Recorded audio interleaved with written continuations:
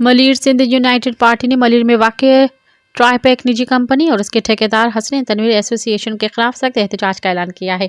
Party रहनुमाओं के मुताबिक मज़कूरा company इंतजामिया मजदूरों के साथ गैर इंसानी और गैर कानूनी सलूक कर रही है और मकामी मजदूरों को उनके बुनियादी हकूक़ से महरूम किया जा रहा है।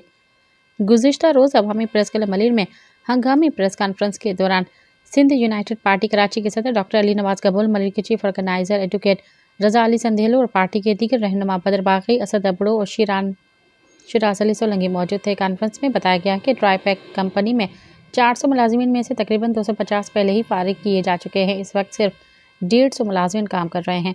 डॉक्टर अली नवाज गबूल ने कहा कि कंपनी इंतजामिया ने मजीद ज्यादती करते हुए 33 मेहनती नौजवान मुलाजिमीन समेत शिराज सोलंगी को बगैर किसी वजह के नौकरी से बरतरफ कर दिया है, जो नाकाबिले कबूल है।